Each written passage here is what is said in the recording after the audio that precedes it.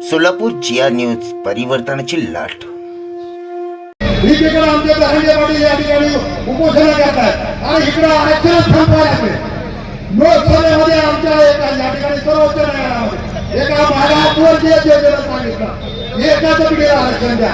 आणि पुढ्या 70 पिढ्या त्या ठिकाणी विधान परिषदेमध्ये 35 वर्षाचा सभापती होता. जर तुम्ही एकाच पिढीला आरक्षण दिलं असतं तर हे घडलं असतं का? आणि म्हणून बाबासाहेबांच्या संविधानाला लट लावण्याचा प्रयत्न या महाराष्ट्रामध्ये होतोय, या देशामध्ये होतोय. आणि म्हणून आता आपण जागरूक झाला पाहिजे.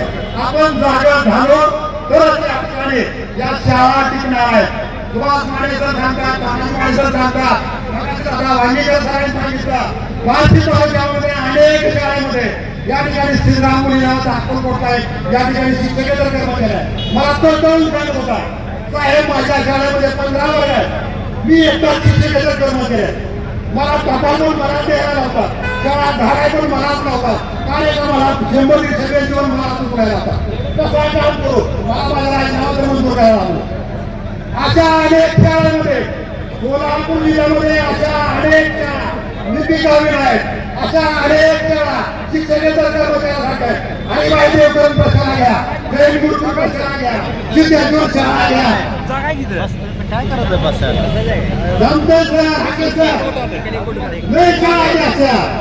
अशा फक्त नावाला सांगतोय हाकेसर.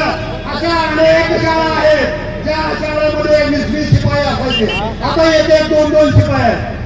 तानाजी मानेकरांनी सांगितल्यासारखं अल्पसंख्याक शाळामध्ये निम्म्या शिक्षकांची भरती सांगितलं आणि निम्म्या शिक्षकांचं काय, 20-20 शिक्षकांचं काय, अशा पद्धतीने या ठिकाणी सगळं काम केलं. सेल्फ फायनान्सचा तर या ठिकाणी बाजार मांडलाय, सेल्फ फायनान्सचा बाजार मांडलाय. यांना बहुजनांची लेकरं शिकवायचीच नाही.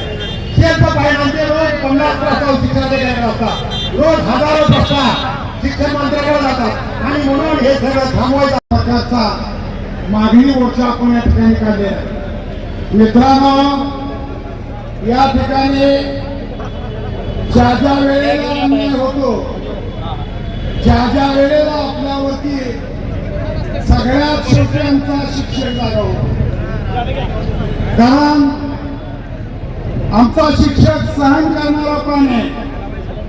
शैक्षणिक क्षेत्रामध्ये काम करणारा शिपायापासून ते संस्था चालकापर्यंत जे घडते ते बघत बसणारा आणि शांत प्रतिसाद देणारा हा शिक्षक हा अतिशय सत्वशील असा प्राणी असल्यामुळं सगळ्यात जास्त अन्याय या असणाऱ्या आमच्या खाजगी शिक्षण संस्थेवरती या ठिकाणी शासन करत आहे.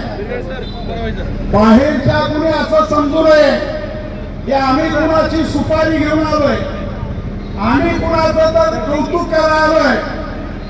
आम्ही यासाठी आलोय या शिक्षण क्षेत्रावरती घाला घालणाऱ्या, मग कुठला शरद पवारापासून ते मोदी पर्यंत असेल, उद्धव ठाकरे पासून ते एकनाथ शिंदे पर्यंत असेल, सुप्रियाताई पासून ते आमच्या अजितदादापर्यंत असेल, या सगळ्यांना सोडपून काढायची ताकद मास्टर मध्ये हे त्यांनी लक्षात ठेवलं. या ठिकाणी विनोबा भावे ज्या व्यक्तीने या देशाला दिशा दिली, या देशाला संदेश दिला, त्या विनोबा भावेंना शेवटच्या क्षणाला मरणावस्थेवरती असताना पत्रकार बंधूंनी प्रश्न केला. पत्रकार बंधूंनी त्यांना प्रश्न केला की बाबूजी, या देशामध्ये इतक्या राजनेता मानले, या देशामध्ये आता काय होतंय ती कळत नाही, याला काय पर्याय आहे का? त्यावेळी जीव संपवताना, अज्ञान त्या ठिकाणी देहावसन होताना विनोबा भावेंनी शेवटचा शब्द उच्चारला, जोपर्यंत या देशामध्ये आणि जगामध्ये शिक्षक नावाचा प्राणी जिवंत आहे तोपर्यंत या देशाला काही होणार नाही. हे एवढं पवित्र हे असताना आज आम्हाला 25 वर्ष पगाराविना आमचा बंधू आणि भगिनी कामावरती आहे. त्या बंधू भगिनींना आता अनुदान दिलं, 2016 पासून अनुदान मंजूर केलं, आता 40 आणि 60 वर आमची मागणी आहे त्यांना 100% उद्या जाहीर करा. आम्हाला त्या ठिकाणी तुमचा अभिमान वाटेल. ज्यांना अनुदान मिळालं त्या लोकांना शाळा देण्यासाठी आज आमच्या इथं बसले